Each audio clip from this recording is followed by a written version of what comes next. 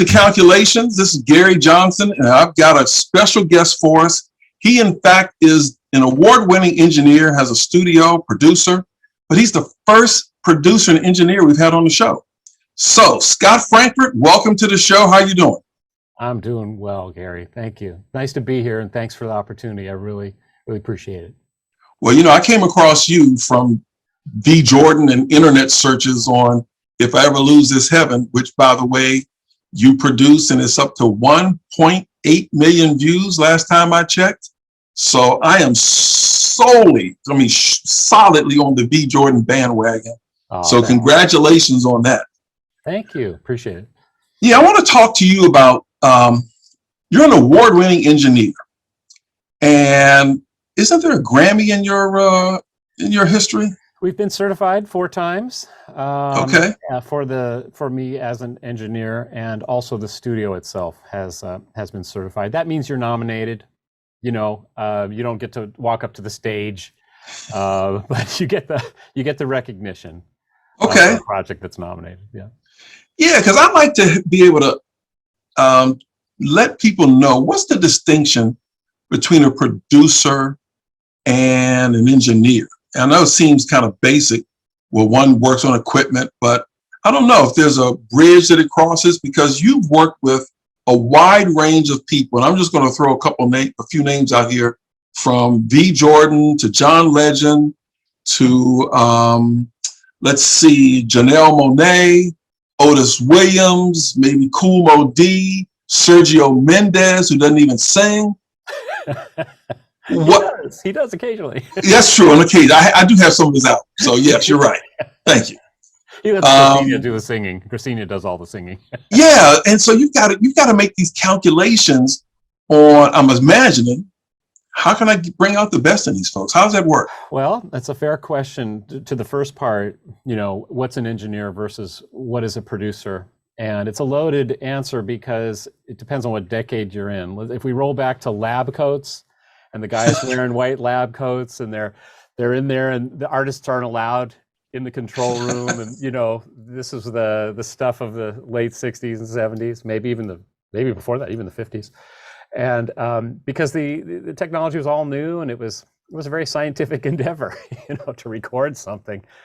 And that has, as technology has moved forward, as many have witnessed, you know, there's no question that the whole craft and the definition of the craft has changed and morphed. So has the title of producer. That means a lot of things to a lot of different people. So if I was going to say in short order how it would break down, the production title that I'm comfortable with is the producer, is leaving the financial component out of it for a moment, because there is several camps where the producer is paying for it. Or, you know, the production comes from the label side, and there's an executive producer so we'll just leave all those parts of it and just talk about the nuts and bolts. The producer is the person responsible traditionally for making sure the A&R is correct, meaning the artist and repertoire, what songs, who's the artist, are the studios booked, are the musicians booked, are the right musicians booked, are the arrangers together, is there going to be music there on the day, are the green M&Ms in the bowl, you know, whatever it is that makes the production a success. Often there is budget involved in that, even though they may or may not be paying for it. If the artist is paying for it, if the label is paying for it, there's still a budget to be managed. There's a fixed budget, and you know, so that you always have a bookmark in the success of the project based on the budget. Okay. Yeah, if you have an unlimited budget, you can do anything you want and go anywhere you want, involve anyone you want, given the time and the willingness of those people to do it. Great, but that's not the reality in any business. Every business has boundaries about what you can do within the limitations of the scope of any given project, whether it's whatever it is. So that person may also be very hands-on musically. So that person may be a musician. Traditionally, if you think of the Arif Mardin, Quincy Jones, Daniel Lanois, if you think of any of the great producer heroes, they were all formidable in something as a musician, most likely multi-instrumentalists.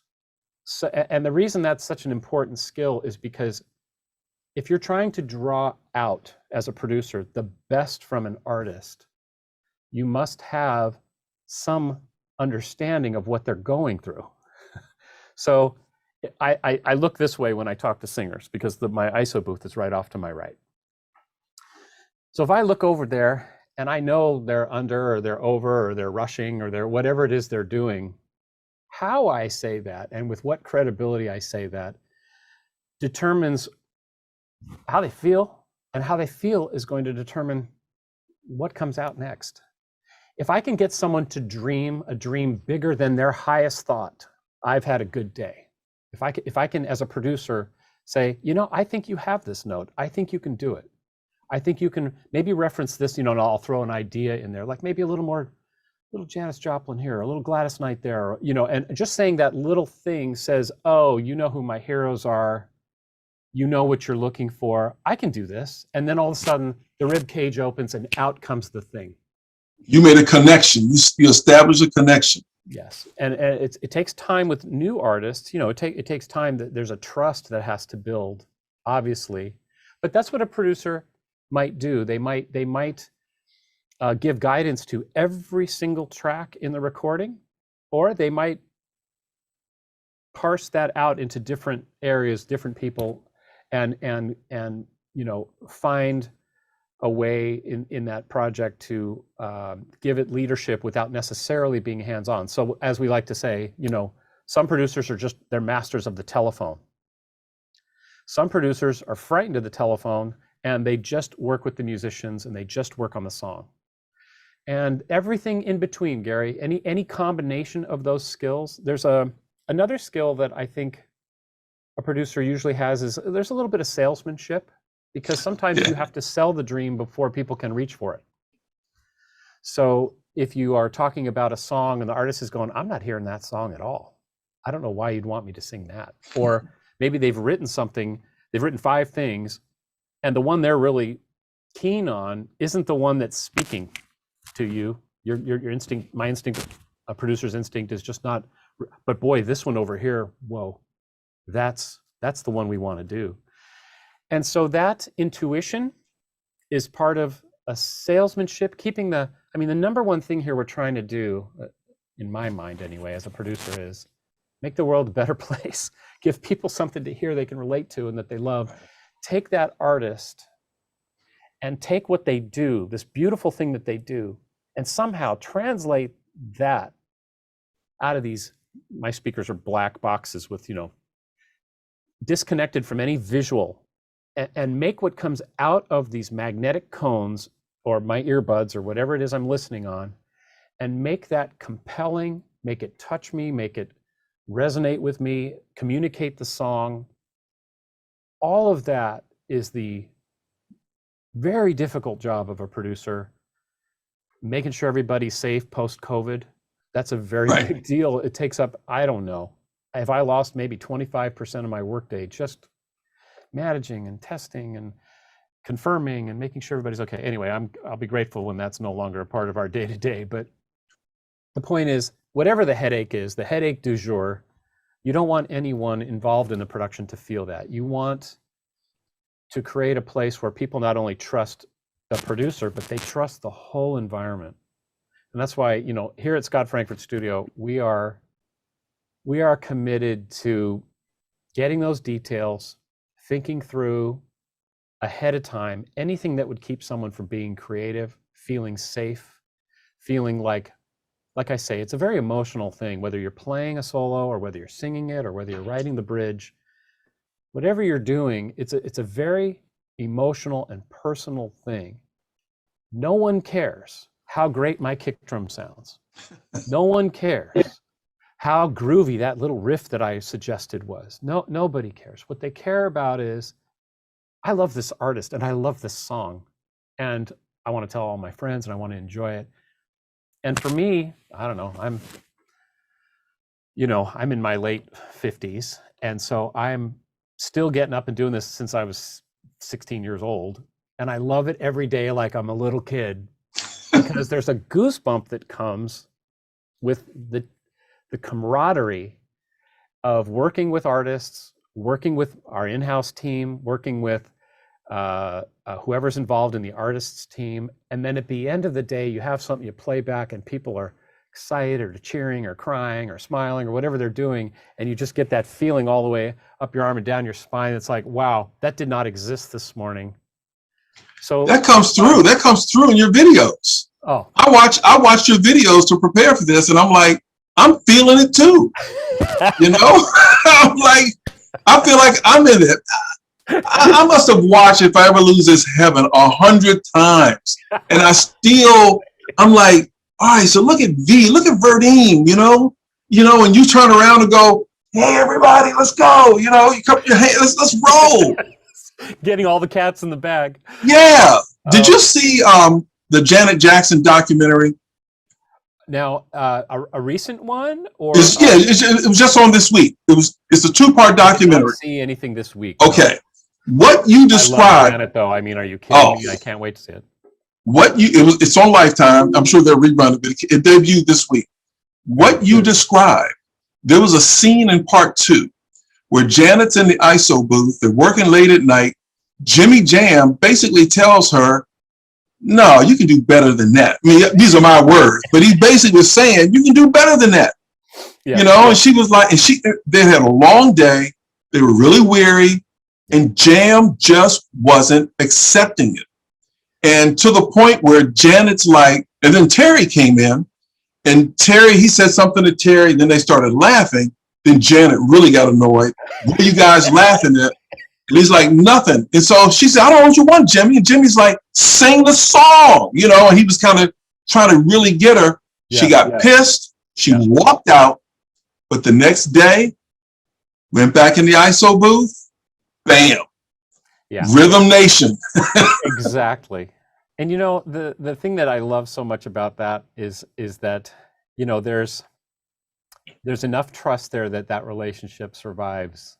Oh yeah. That moment, and talk about producers. I mean, talk about the time and where they, Minneapolis and where they come from and how they revolutionized that whole pop genre. Oh yeah. Took it into a completely new place. And they are producers for that reason, because they are such solid instrumentalists, businessmen. Everything that's going on with them is what I think, anyone with a laptop today can use that term and often do, but it is a different thing. That's all the only thing in the definition category, I would just stress that, a laptop and producing a track and even having a major #1 hit with a laptop produced track. Absolutely. You are a producer. You did something great. You absolutely killed it. But the real job of that label, because of my generation, was that person that brings and has the responsibility of bringing the whole thing to fruition, so that at the end of the day, you got a lot of masters, right? The artist needs to be happy. The label needs to be happy. The consumer needs to be happy. There's a lot of people that you're trying to please, management, and then yourself last. It's not time. Oh, I hope I didn't make a bunch of audio. Yeah, you did. Sorry, man. Sorry. It's all right. It's not for like putting my personal stamp on the thing. It's about making sure that all of those goals are realized, and that's why it's a high risk thing, but it's also very rewarding, very, very fun. So that's the producer side. Now the engineering side, like being an instrumentalist, from the first time someone like me, I started on drums and piano. And in the generation where I was coming up, the drum machine came out right in my formative years. And there was a divide between drummers that would go for the drum machine and drummers that feared it. So I was part of a team of myself and Joey Wolpert and Michael Marins, we went down to the local 47 here, took our drum machines down there and showed all the local 47 union drummers here in LA at that time what they are, how they work. And our pitch was, you guys, session experts, are the best guys to program these things. Don't be afraid of them. It's not going to steal work from you. Gary, half the people in that building did not believe us. They Really? were fearful and were just like, this is going to take money out of my pocket and off my food off my table. And now, you know, it's just one of those things. You talk about calculations. You know, I prefer, and I always encourage, whether it's a student or I'm having a conversation with a veteran artist, we always end up in this place of like, fear is the enemy of this. Paralyzing. Yeah, it's the endeavor. It's the enemy of the recording studio. It's the enemy of artistry. It's the enemy of almost everything beautiful. Well, it is the enemy of everything beautiful. So, you know, just to say that like that technology was no question something that was added to what we do, and so there's no reason to fear when you're talking about creativity, when you're talking about production, when you're talking about artistry. You know, the big goal is do something amazing, do something excellent, do it because art and music is an important thing that we as humans need. You know, keep your eye on that ball, and everything's probably going to be okay. Because like everything, just like in a personal relationship, it's, you know, what you give is going to define how it's going to go, not what you get. You know, and from there, you know, true love is sacrificial, right? So if you love music, you're going to give your all to that music, and the music will love you back. I promise. So how long have you had your Scott Frankfurt Studios? Well, just going back to that, finishing that thread on engineering, you know, the engineer in me was started back then on the drum machine, because you had to read the technical manuals, you had to understand how it all worked. And then I went through, I'm rolling all the way back to, you know, 80s. So okay. as a young want to be rock star guy, I'm selling sticks in a drum store. That's where I am introduced to the drum machine. And so my technical journey began there, but really I loved songs, and I wanted to be involved in songs and wanted to get a foothold as an artist back then and all of those things. And so engineering just was something that grew and evolved. I never said, I'm going to be an audio engineer. Never had that thought. And so in the course of making records, being a signed artist, being all of those things back in the day, you start adding to this resume of all the things you've touched, which help you. In my mind, the producer is the last thing in the chain after you've learned how to do a lot of other things. And so the engineering part, now especially in 2022, my peers, everybody, whether you're starting out or you're already a veteran in this industry, you wear so many hats today, because the distribution of how music is made and sold is so different that, and the technology has empowered, you know, an army of people that can now make #1 hits from their kitchen table. You know? Yeah. So there's the hats have changed. So the joke about, you know, slash this, slash this, slash, you know, when you try to describe what you do, you know, well, I'm this and I'm this and I'm this. I'm a playwright. I'm an audio guy. I'm an actress. Yeah. And so there's all of those slashes that have to follow what your name. But the engineering is something that comes out of,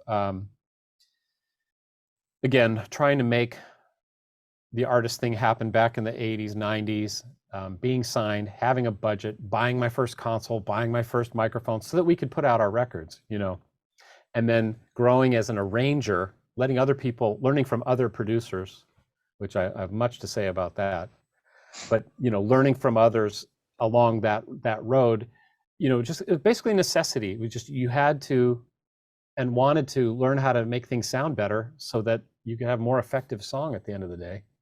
So the short version of my trajectory from those college years is that I got noticed by a company called Ensoniq Corp, late 80s, because they just introduced the sampler. By the way, the sampler that Jimmy Jam and Terry Lewis made famous on Control.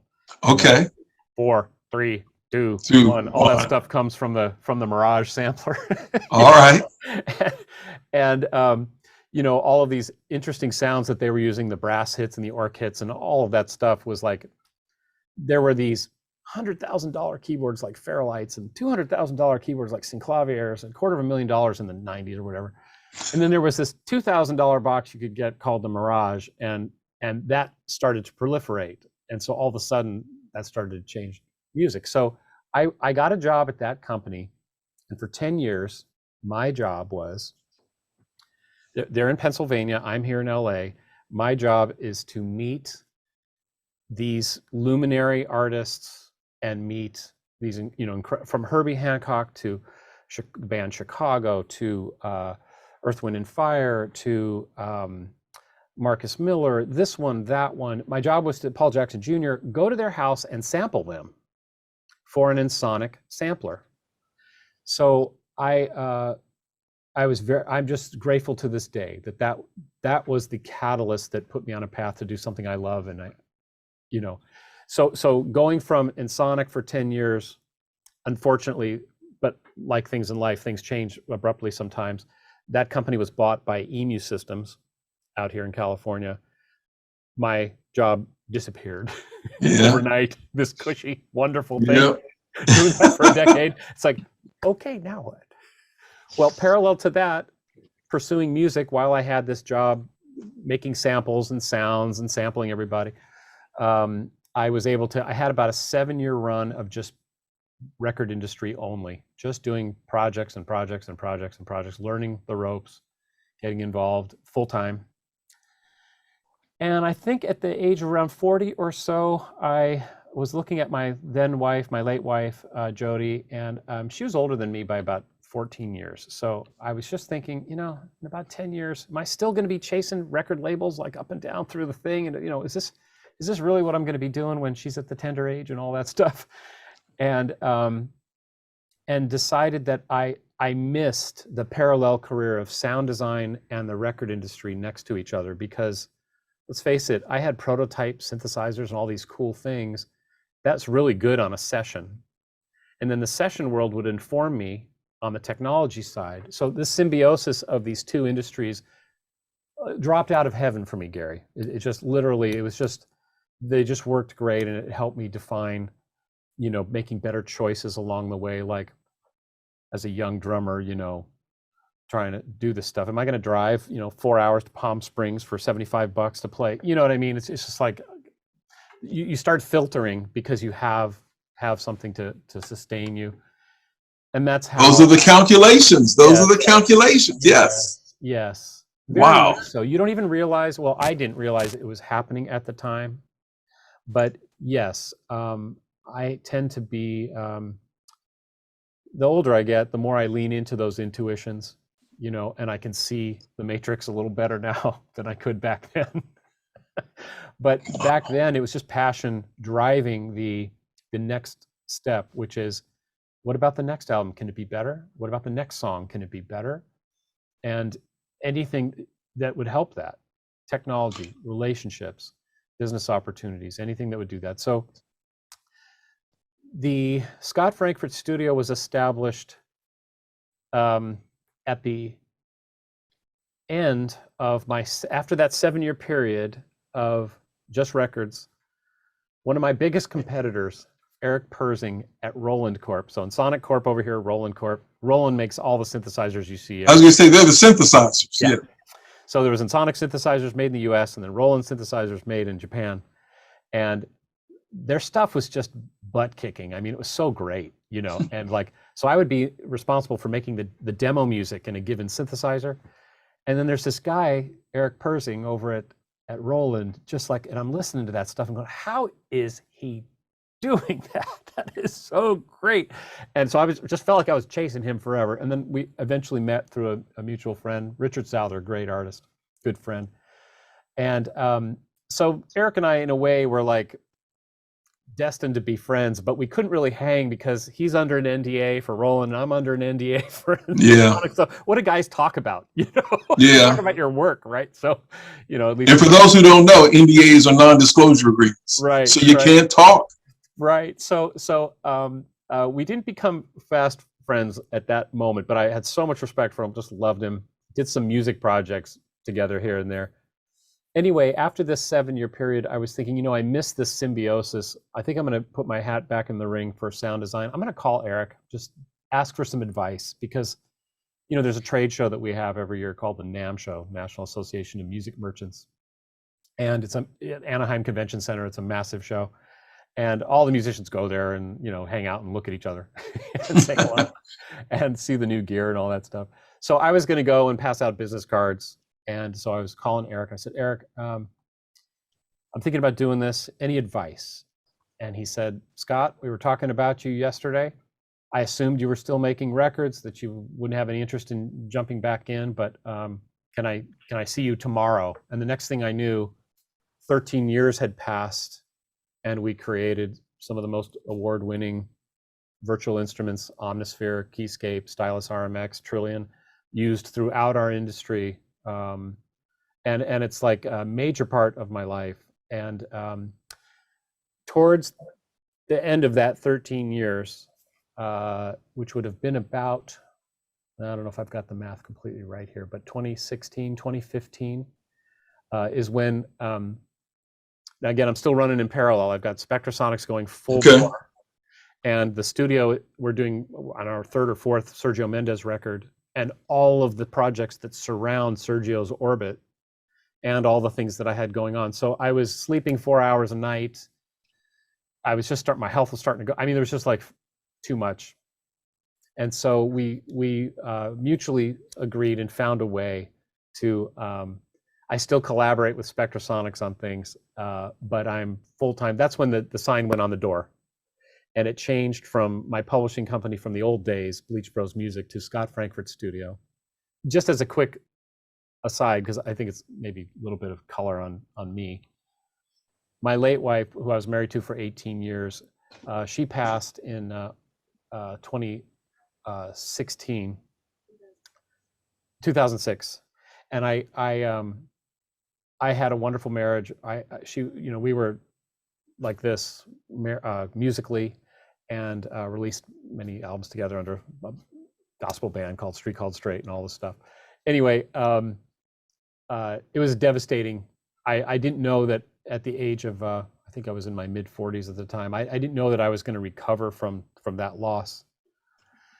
But as God would have it, you know, 2 years later, I remarried my wife now. Her name is Sharon, and I've been blessed twice, Gary. I've been very fortunate to have these 2 incredible people in my life.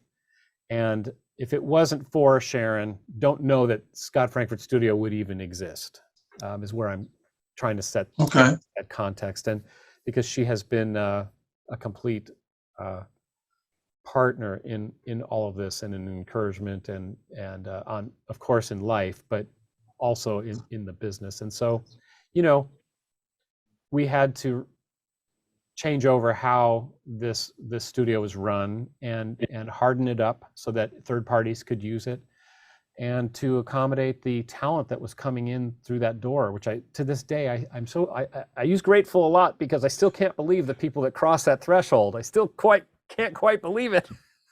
Kick out a few names. Well, you know, leading up to some of the names that you mentioned, I met, like I say, back in the early 90s, I met Jason Scheff because I was sampling Chicago, so in their heyday. So Peter Wolf was the producer on that album, and a great songwriter. He was in Frank Zappa's band. He wrote, you know, We Built This City with Dennis Lambert and all those great heroes of mine. Anyway, many things you could say about Peter, but Peter and the guys in Chicago were in Simi Valley, and so I went over there and I got to really get to know the band and sampled all their instruments and all of this. And Jason Scheff, the lead singer of Chicago at the time, became a very, very dear friend. We ended up writing a song or two together. And for the next, I don't know, 20 years, Jason and I have always stayed in touch, confided in each other. And then around it would have been around I want to say 2016. He called, had a project, and said, "Hey, I want to do this song. I'm bringing over Verdine White. I'm bringing over Shelley White. I'm bringing over John Parrish. I'm bringing over this one. I'm bringing over that one." And we had all the Sergio stuff going on at the time. And that's when I met Verdine. That would have been 2016. And Verdine and I and John Parrish, the drummer in EWF now, right? The two of them, we had a run of projects at that time. I would say it was 5 to 6 different album projects or EP projects that we did at that time. And a lot of trust was gained then, and just loved them. And so everything that came out of my connection to Verdine, Shelley White, if you remember the Want ads? There was a great song. The name of the band was Honeycombs. Yeah, the Honeycombs. Yeah, gonna put it in one ads. Yes. Oh yeah. So we did a project for Shelley and the Want ads. We did something for Kool Moe Dee. We did something for Evan and Ashley Simpson, Evan Ross. Yeah. And so Verdine was so generous at that time with me. That's a theme that I could say about so many people that I've met. And so that was a very fun run. Other name dropping. One of my heroes, his name is the late Jeremy Lubbock. Jeremy was string arranger to the Stars. And he brought me in on Barbra Streisand. And he was arranging and conducting the orchestra for Barbra. And I go on and on about my Barbra stories because, I saw things that were just like life-changing.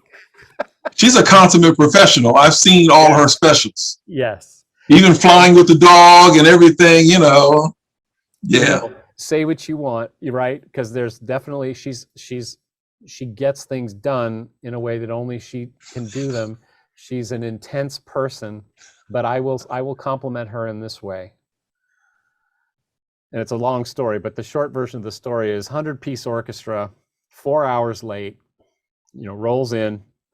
I'm in the control room at Sony with, I don't know, there had to be 25 people in that control room. It's a big control room. Jay Landers, managers, Dave Reitzes engineering the board. I've got my synthesizer rig because Jeremy and I did all the synthesizers for the thing. And like I say, 100 pieces out there on the Streisand soundstage now. And she came in, walked into the booth after parts of the story I will leave out that are absolutely hilarious, but for another time maybe. And so there was quite a kerfuffle getting to that moment. Jeremy starts conducting, the orchestra comes in, and she opens her mouth and the weather just changes. Because it was a difficult song. It was virtually perfect on the first take. Just such old school gangster recording. Like I've just, you hear about this stuff, right? The way Frank did it, or the way this one. Or Nat King Cole. Yes. Live orchestra with the singer in the middle of the room, that kind of stuff. And it's like, but this was my first exposure to it in real time standing there. And so my heart just like grew it just swelled to sizes I didn't know it could do, just watching her do her thing. And just for an aside, I'll say this part of the story because I think it'd be interesting to your audience, and I hope. Something happened that day with Jeremy. She came out of the booth from that take and asked everyone in the room what they thought. Like this whole circle of, I don't know, 20 some odd people. And I'm at the end of this chain. I thankfully didn't have to respond because I'm the new guy. But she went around from managers to family members to, assistants to this one, to that one, to this one, all the way around the room. And got to Jeremy, who's sitting point blank right next to her. They're all telling her what I just told you, because that's how it felt. It felt like the skies parted.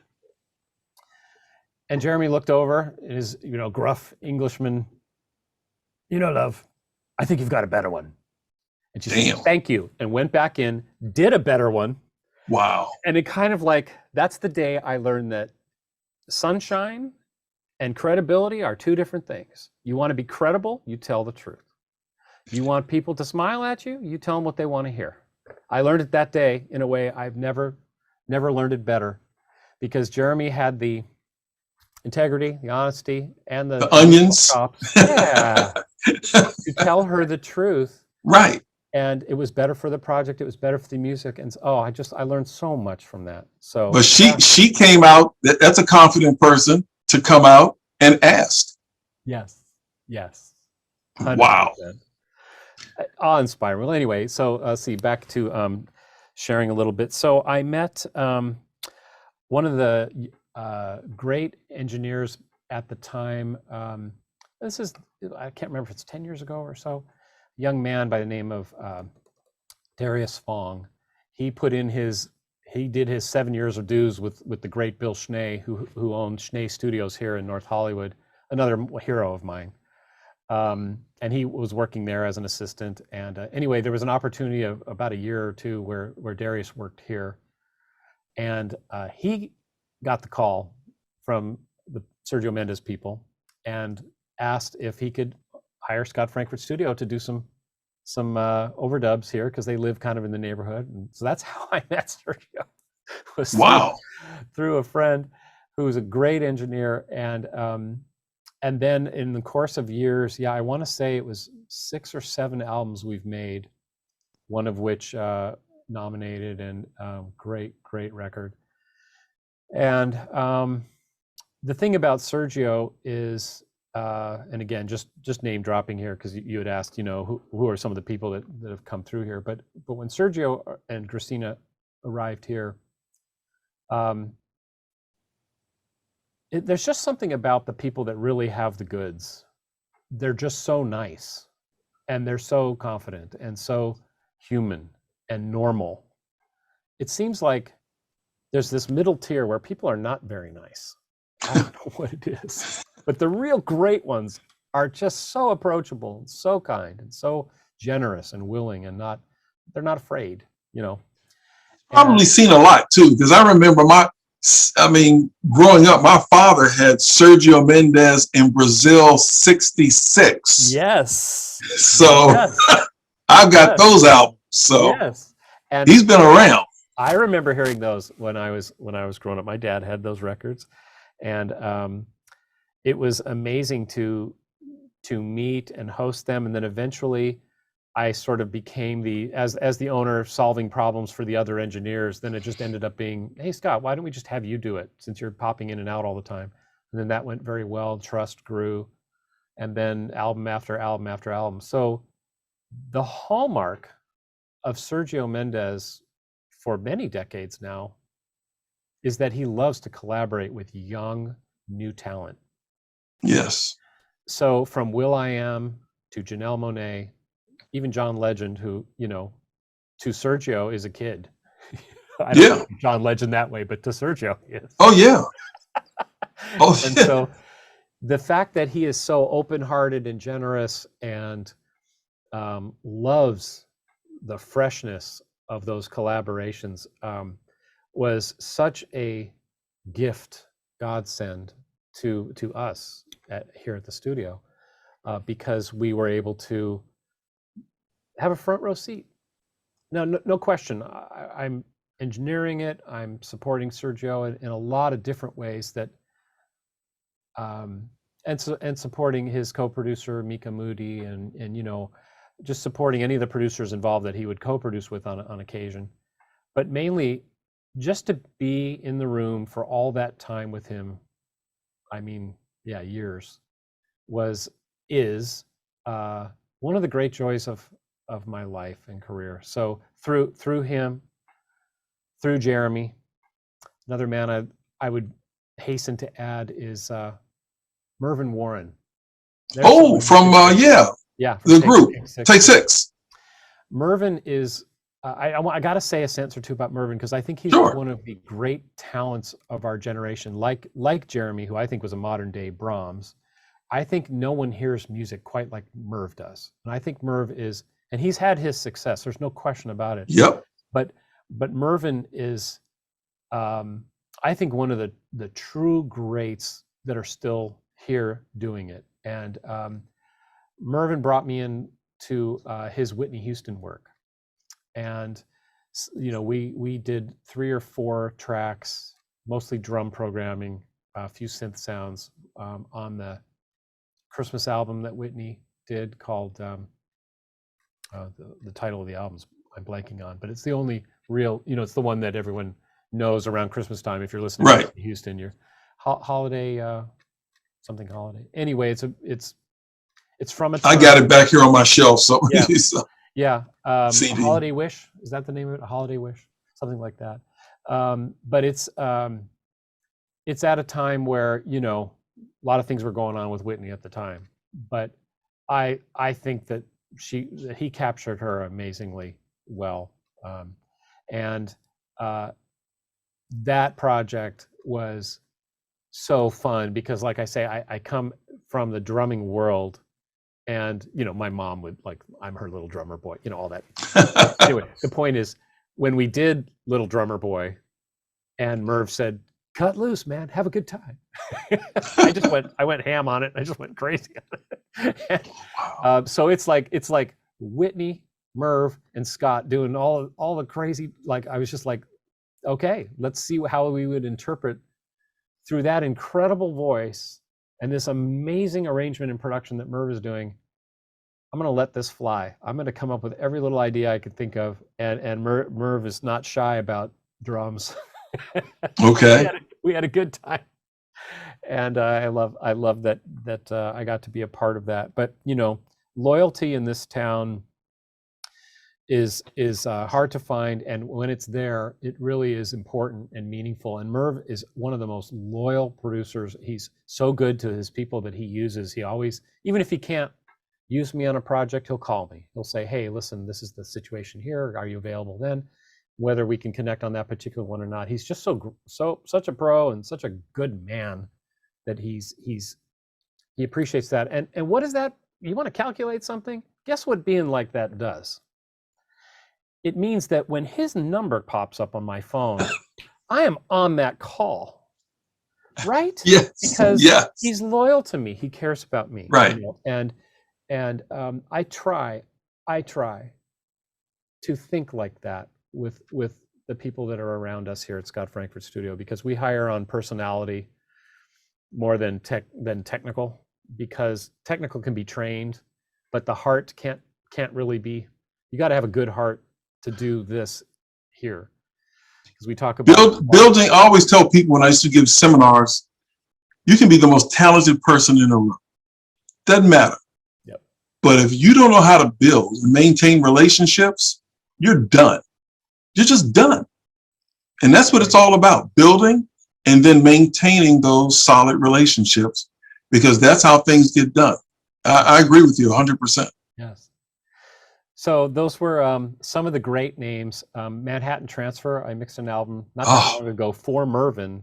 Love them. And such a great record. And there's something very special I'd like to mention too. One of the friends I've made in my Sergio years is Scott Mayo, another person that you might want to consider on your. Okay. All right. Scott I'm trying to think, where have I heard that name from? He's in the V video. He's the horn. Oh, yes. Okay. Yeah. So like, I know that name. Yeah. So I met Scotty back in 2016, or no, what am I talking about?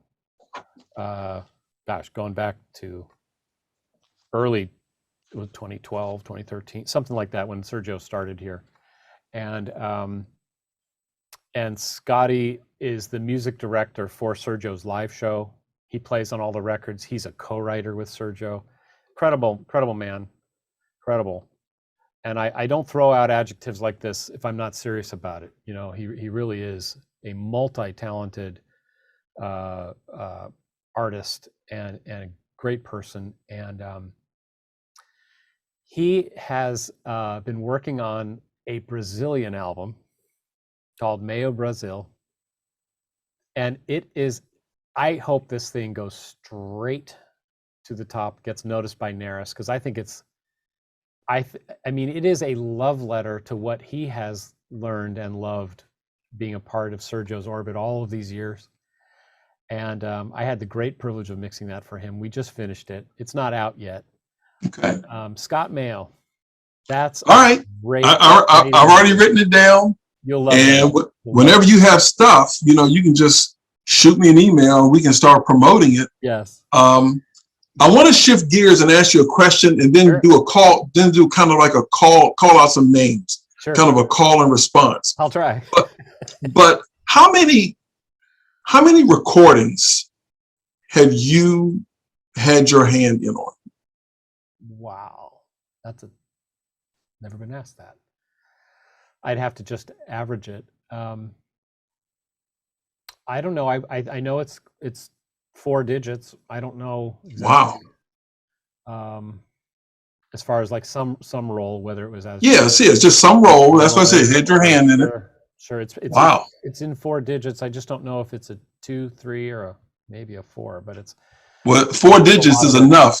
Yeah. That means you've kind of had a vertical slice and done a little bit of everything. There's no doubt. Yeah. The other thing that happened, recently is I got a call. Like I say, these things they happen because you find your underpinnings. The underpinnings are, we want people, no matter what their stature is, to make their most compelling music they've ever made here while the time that we have them. And there's phone rings, and it's Boulevard Management, and it's could we come check out your studio? Oh, yeah, sure. Come to find out, though, it's for Otis Williams, and long story short, Otis Williams, the founder of the Temptations, the legendary Temptations. Yes, sir. Of course. And by the way, it's their 60th anniversary album. Oh, and the producers are Narada Michael Walden, Dave Darling, Otis Williams, Smokey Robinson, and it's just like, yeah, we're available. One William Smokey Robinson, who Bob Dylan said is the world's greatest poet. I mean, Smokey looks good for 109, doesn't he? I'm just kidding, Smokey, just kidding. The man looks good. Oh, I got to see, if we can go into this story a little bit. Let's go. I got to see Smokey produce a live band on a song that he wrote and sing right here, right behind me. Yeah, Scott, that sounds good. I mean, like I'll never wash this shoulder again. Like those kinds of moments are happening for me. Your fangirl. And this is a time in music history where music is complicated. There's a lot in it. Yeah, there's some minimalist pop stuff happening, but basically music has become very dense and very, very saturated. And even on the Temptations record, there's a lot of stuff in some of the songs. There's just a lot of stuff. It sounds great, but there's a lot of stuff. And the experience of watching the band, like a killer band, Steve Ferroni on drums, David Garfield keyboards, Freddie Washington on bass. Ooh, haven't heard that name in a while. Tony Palazzo on guitar. That's it, quartet, right? Live, Rhodes, bass, guitar, drums. And this beautiful song called Is It Gonna Be Yes or No? Live right here in the control room and in the facility. And Smokey singing live in the ISO. And wouldn't you know it, 70% of that final lead vocal happened in the second or third take on the rhythm section date. Wow. And it's just like, then he came in and he's evaluating the music takes, and with like seemingly no effort, but you could hear the gears clicking in his mind. Made the decisions like, it's that take. Let's just cut this little piece at the end. I like the ending better on that take. 3 hours later, the first single is basically mostly there. We did another day of vocals. And then, of course, the Temptations then sang their parts on another day. But the amount of efficiency Like, talk about just OG Motown trained. Oh yeah.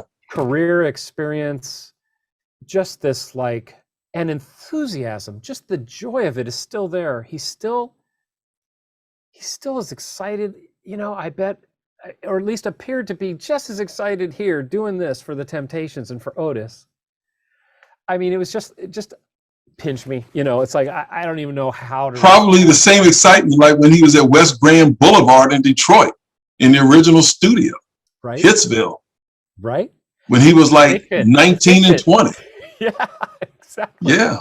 So, his relationship with Otis was amazing to experience. I could say similar stories, although Nard and Michael Walden had to remote in from the Bay Area, from his studio. That was a wild experience, him satelliting in while we're doing live vocals and all that. But it was the tour de force of producers. And so for our business to experience that this year, and for the album, the album just came out last week. And right now I'm in the middle of mixing Atmos versions of the entire album. For those maybe not familiar with Atmos, when you're in a movie theater and you hear sound coming from all around you and there's 40 speakers in the Cineplex and all that stuff, that's the latest, greatest from Dolby is Atmos. Okay. In the last 4 years, Atmos for music has started to take hold, primarily because Dolby, Apple, Universal, even Warner, they're all on board because of the immersive head tracking stuff and all the virtual reality stuff that's starting to mature. Billions of streams are being listened to in surround now, where, you and I might remember quad, or we might. Yes. Oh yeah. One, and none of those formats held up because you had nowhere to listen to it after a while. It's like, yep. But because this technology doesn't care how many speakers you have. I mean, as a mixer, I have to have 14 speakers in the room, but as a consumer, I just need Amazon Music for $4.95 a month, and I can listen to binaural streams on standard headphones. So wow.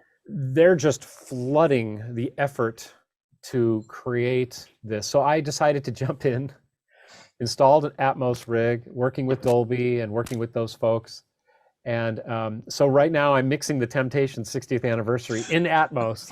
It's like, I'm just like a kid in a candy store. I can't even tell you how much fun I'm having because I'm putting them all around me, Oh my goodness. Band up here, and here's Smokey, or here's Otis, or here's the lead vocal, and then the Temps are all right through here, like just kind of surrounding me, and then the brass is in the back, and the orchestra's floating on top. I mean, it's like, Gary, I feel like I'm 16 again with my first pair of drumsticks. It's just so oh my goodness. Yeah. I'm having flashbacks, seeing them do their moves, Oh my goodness. Oh, and they're still doing it. I know. I told you, I saw them 2 years ago at the MGM. and they were, and I'm like, look at these guys. It was the Temps and the Four Tops. Yes. They were on the same show. And I'm like, oh my goodness. Saw Stevie at the MGM. What a body of work, Oh. I had forgotten so many of the songs that he sang, and he didn't sing his entire catalog, because if he did, it would have been an 8-hour show. Right. Oh, I know. But I'm like, oh my goodness. And seeing how Otis, to this day, and his manager, Shelley Berger, Shelley Berger's still there managing those guys? Yes. 50 some odd years of. Oh my goodness. And Shelley and Barry Gordy, very tight. Yes, I know. And so they were doing press here last week. So there was, Sirius XM, Rock and Roll Hall of Fame. Wow. They're just parading the interviews before these two and hearing the stories. But, it's hard to believe. And you'll see this, by the way, if you go to my website, scottfrankfurtstudio.com, or you go to the Temptations website or YouTube page, you'll see there's a 3-part documentary coming out, of which 2 parts have been released. And there's incredible stories being told about how Motown ran, how Barry, Shelley, Otis, how this all came to be back in those days, which is fascinating historically, musically. Doesn't matter what level you want to look at it at. It's an incredible story. But the thing about Shelley and Otis that came out that I didn't know is that there was no contract between them to this day. Really? Now, in our culture, how weird does that sound? So they just did it on your word and a handshake. On a handshake.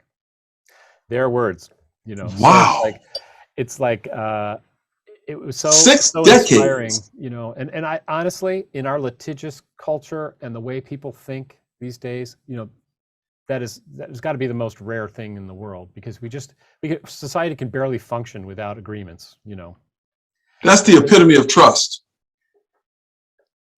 So it was among the many tidbits that were shared in these press interviews, you know. Wow. This little documentary is terrific. So I highly recommend it. Third part's coming out sometime this month, I think in a week or two.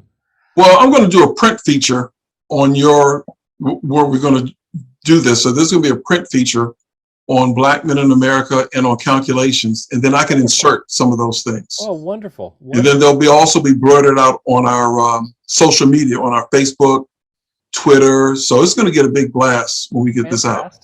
Yeah. So between the Scott Mayo Brazil coming out this year, and this Temptation 60, I'm flying in Atmos and all this stuff. I'm just trying to like keep my head down and keep the good work going, and just enjoy this season right now, because it really is something. And you know, I cannot stress how much of that is because other people were generous with me. You know. Well, we talked about the relationship. Yeah. You is something about your studio, and you're the head of it.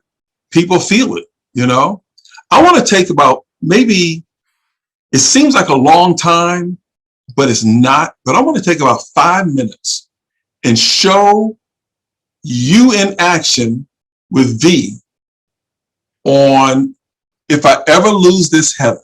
Terrific. I want to just show that so people can kind of see you in action. Okay, here we go.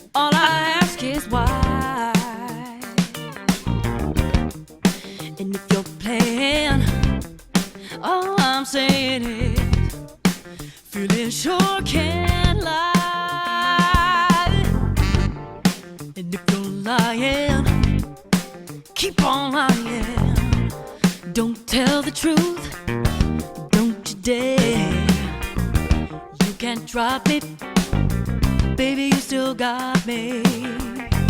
After taking me way up there, way up there, yeah. Oh, if I ever lose this heaven, if I ever lose this heaven, oh, I'll never the same, not same, no. Oh,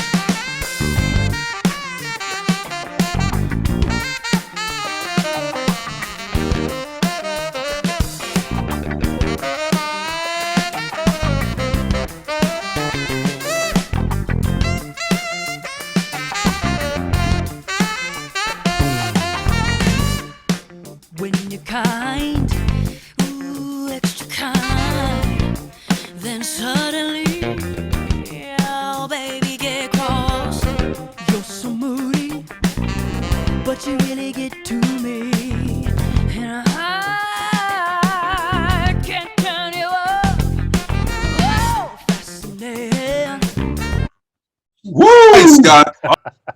That, my goodness. It was a great day. That was a great Say something about that. Say something about it. Absolutely.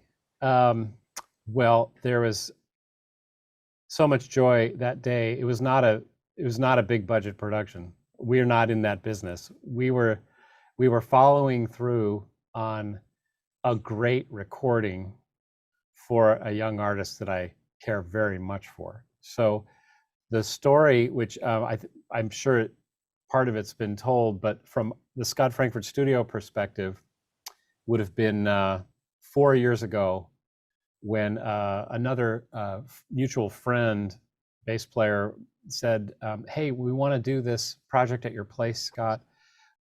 It was a song that had 2 female singers, and I'm going to bring these 2 people over to the studio. So I said, well, yeah, send me an email. Let me check them out first before, because I was kind of helping him guide the production. And so Ivana Cespedes at the time was one of the singers and did a great job. And of course, she was, I think, 20 at the time, late 19, just about 20 at that time. And so we did that project. And at the time, we were hiring. So Ivana at the time applied. And so, well, what can you do? Well, I can't, I've never done an admin job, and I'm not an audio engineer, and I just know I want to be here. I'll do anything. Teach me everything. I'll do anything. I'll shop. I'll clean. I just want to work at the studio. And so we said, okay, well, let's do that. And then part of her compensation was production time.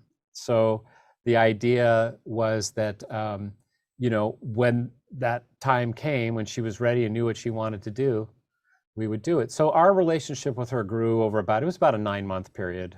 I usually round up to about a year, but it was about a 9-month period. And she worked very hard for us, and it was a very busy year. So her particular tenure here was action-packed. And that was 2018, I suppose. And so her idea was, I'd like to do this particular song. I'd like to wear a red jacket, and I want to know if there'd be any way that it'd be at all possible to work with some of the musicians that I've met here. Didn't throw out any names, but take your pick, right? There were so many great projects that she could have been referring to. And then, well, what song do you have in mind? And she plays me the song, and at that time, we were listening to the Average White Band version. So, going back and refining their history. Yeah, but this wasn't an Average White Band song. This is a Quincy Jones song. Body Heat, Quincy Jones. Minnie Riperton, Yep. Leon Ware, Pam Sawyer. This is the real thing. And then AWB's version had its own vibe. Oh, it was a smash hit. Yeah. So I am unwilling to screw those songs up. And so I said now in the course of the 9 months, so I have a door, and her office was over there, and saying, Ivana, hey, could you get the 3-syllable thing was like kind of driving me crazy. So I just asked her if I could call her V. And so, V, can you get the, Yeah. And so she was so sweet about it. So the name stuck.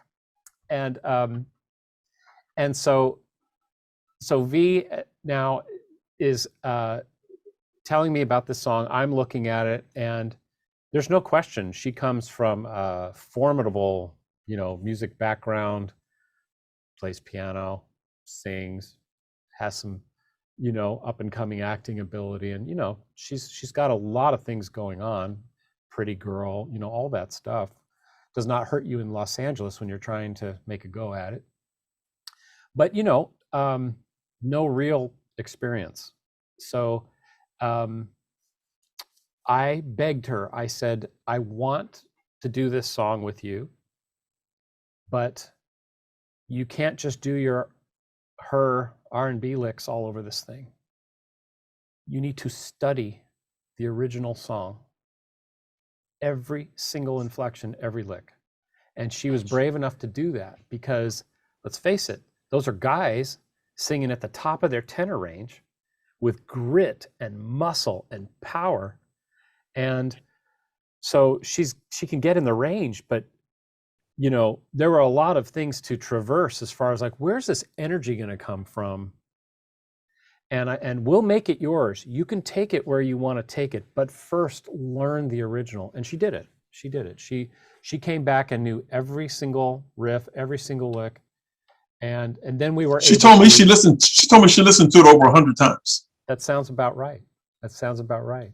And that's what from the production psychology point of view, I wanted her to be free to do it. I just didn't want her to get away with like not putting in the work. You know, it's like, earn this. So that when you break the melody, when you break what people love about this song, you do it from a platform of credibility that people can hear. You don't remove the best parts just because you're doing a thing. You make sure that like, has to be there because like that's the pinnacle of the AWB arrangement. You know, that gruff right there. Yep. You don't do that and people are like, next.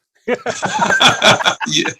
You know, so she took on the challenge. I called Verdine and JP, and you know, because of our ongoing relationship, they were so willing and generous and said, oh yeah, for you, Scott, we're there. Absolutely, no problem. Which I count as a blessing and a privilege for me, and of course for V. But there's a lot of trust already there. So they knew I wouldn't. Oh yeah. You know, bring them. It's a relationship. You already got that. Yeah. Yeah. And so it was so fun. So again, it was guerrilla warfare. I mean, I had to figure out how is this all going to happen because these are busy men. And then we had Mika Moody on the keys to fill in for keys, who's also busy producing an album for Sergio at the time, and Jack Medecky, who's you know, worked with everyone. So getting all of those people in one place, and of course Scott Mayo, he's constantly on television or on the road or whatever he's doing. So got everyone on a day and thought, all right, we're going to record in the morning. Set in motion camera crew's going to come in the afternoon. We're going to have a little dinner break, and then we're going to put on the red suit, and we're going to just go for it. And so the final video is obviously parts of both the morning when we're actually doing the real track and the video part, which was allowing V to be featured. You know, you can see her. Yeah. And we did use a hybrid of the two. There were some very nice things that Scott Mayo played. Gosh, he's so good. That I couldn't resist from the video shoot. So I put in a couple of those because they gave us a little bit of sync. Not everything's perfectly in sync, but we did the best we could. And the family was there. It was great food, great time. Everyone had a great time. The love was in the room. And you could tell everybody looked like they were having a ball. Yep.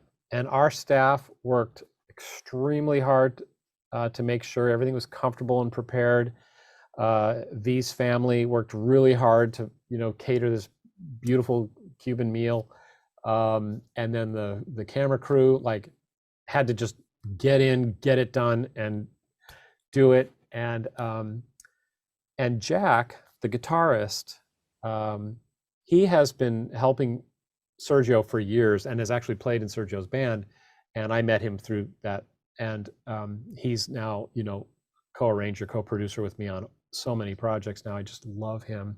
But he runs a company called LA Music Prep. So we had all the charts, which allowed us to, in one day, pull off something that could not be insulting to any of the original versions or any of the fans that love those songs. Those songs are beloved. And one other component that I have to shout out to is Sanjay Krishnamurthy, who's a good friend and a client of Scott Frankfurt Studio. And Sanjay worked at Google at the time.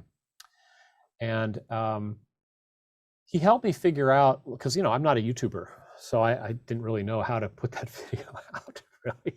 So he helped me figure out how we could pay for little ads, to get it at least started. And our goal was, gosh, if we could get 1,000 views on this thing, we'd be thrilled, because I just didn't want it to have 48 views and no one would ever see it. Yeah. Record label, I don't have that kind of whatever it takes to make those things go. But so Sanjay was a big help, because he explained, if you're going to do the ad, make sure it has these words in it in the first paragraph. Make sure that keywords, don't worry about those. They don't do anything. What matters is facial recognition. What matters is, does your story match your tagging and your description? Like little tips and tricks about it. And for almost no money, it got a nice set of social proof, I don't know, about 20, 30,000 views, and then just sat there for 9 months. And we were thrilled. We were ecstatic about it. So to the best of my knowledge, all of the sudden, and I don't know for sure, but I was reading news stories at the time saying that there was a YouTube, I think it's Warner Chappell, or I can't remember who the publisher is on the originals, but they signed a big deal at the time. And I think all of a sudden, the rights for that song and the rights for YouTube locked in. And that helped the algorithm. And then the facial recognition with Verdine White and his firepower. And then red, the color red, and she's pretty, and a great song. And all those things added up together to it's playlisted and it's being watched. And so it's, again, one of those pinch me kind of miracles where love to take credit for it, but credit where credit's due. Sanjay gave me some tips. V did the work to learn how to sing that song. We spent a lot of time making sure that the musicians could perform their best. And it's a very intimate setting. So that's really why it has that feel, because we were all just having fun, and so the internet gods, whoever they are, for whatever reason, the algorithm gods, whatever, have smiled on that video, and it's been really neat to see what that's allowed, V to do as a result. And so she's got a show coming up, her first show, using some of the guys from the project, and we've released. I think it's February 18th. I think she told me. That's right. There's a EP that was made of 5 songs, 2 of which are yet to be released in a couple of days. So I won't spill the tea, but in a couple of days, 2 more songs will be released. And so in answer to your question of well, how did this happen? This happened because relationships, it happened because joy, it happened because love, it happened because hard work. She worked hard, we worked hard. She's a hard worker. Yes. Her work ethic is unquestionable. When I interviewed her, half of the interview, I was like, okay, the music, the talent, the acting, but the other half was her work ethic. And she understands relationships. She understands how to treat people, and that karma comes back. But she is not willing. She is not afraid to do the hard work. Yes. And that is paid off, because when I stumbled on her on YouTube last year, I reached out to her and I said, I want to interview you and put you on our site. And then people kept emailing me and they were like, who is this woman? And I said, she's just like 20 something, and I said, we're going to just keep pushing this. And I really appreciate it more than you can know, because, when we started on this particular project, V, you got a website? No. You got an Instagram? No. You got a Facebook? No. We started from absolute zero. And, she's on a path. She's on a path. Oh, it remains her trajectory is, she's going. There's no reason for it not to. The thing is, and I'm not talking about V here, but I just want to say, cautionary tale from someone who's been doing this a very long time. It's what happens now that's really important, because those loyalties, that press, the taste of success, the sophomore slump, all of those things are very real no matter who you are or how blessed you are or how fortunate you are. If you don't continue to appreciate the people that get you where you are, suddenly those phone calls aren't returned and you don't even know it happened and you don't know why, but suddenly you're doing something else. Wow. And I've seen it enough times to know that this is something that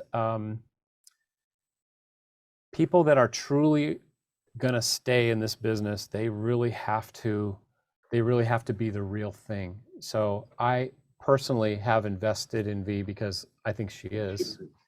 But you know, everyone needs to guard the fort, you know, because there's a lot of talent out there. There's a lot of well, it's an insane amount of music being uploaded per day. It's more than you could ever watch in a lifetime, the amount of music being created and put out there.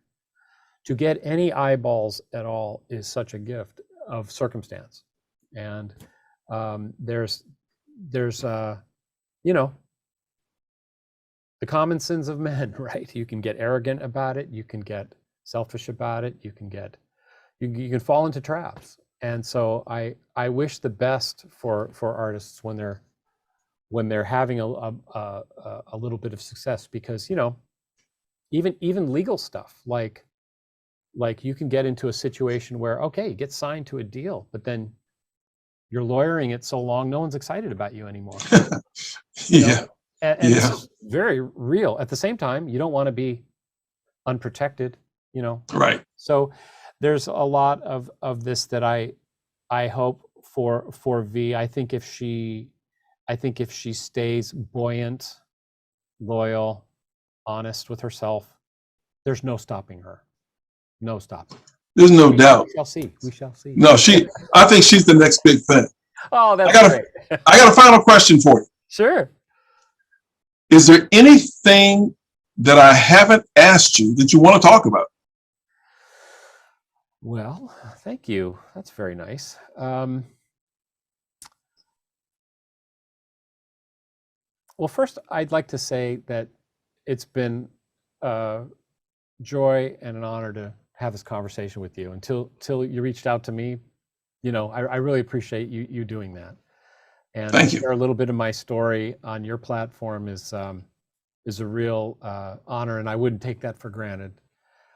So keep going, Gary, whatever you're doing. I know you have some big topics you're going to be broaching in the future, and I wish you Godspeed and success with all that, and I'll look forward to seeing those. I think there's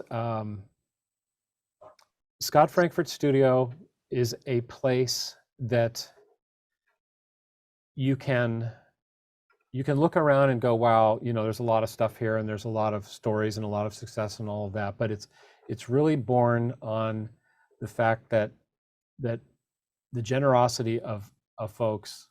I think of Dennis Lambert, who I'm 19 years old, and he's, Scott, when I have my pad and paper and a pencil and I'm writing the song, I'm just at peace with the world, you know, that and a cigarette and I'm good to go, you know. And Peter Wolf, you know, with his guitar, you know, on a Christopher Cross album, standing there like he's about to launch, you know, all right, I'm ready for my solo, you know, just so excited and just like into it. And, you know, the incredible amount of elegance that I see in a Jeremy Lubbock, or the precision of a Mervyn Warren, or the endless love of Sergio Mendes, of just bringing people in, and you know, it just makes me want to be a better person being around that kind of support and love. And I just think that I'd like to end this by saying that, you know, I count this opportunity as another opportunity to just be thankful for that stuff and credit where credit's due, you know, because we like to wave our flags and pat ourselves on the back, but it's really, you know, we're all the products of a lot of love and attention from family, friends, and our industry comrades, you know. So I think I'd probably just like to leave it there and just Okay. say that we'd love to, stay in touch and see how things go. This has been insightful. Scott, I want to thank you for being on the show. And we're going to have this edited. And stay safe. You too, Gary. Thank you again. All right.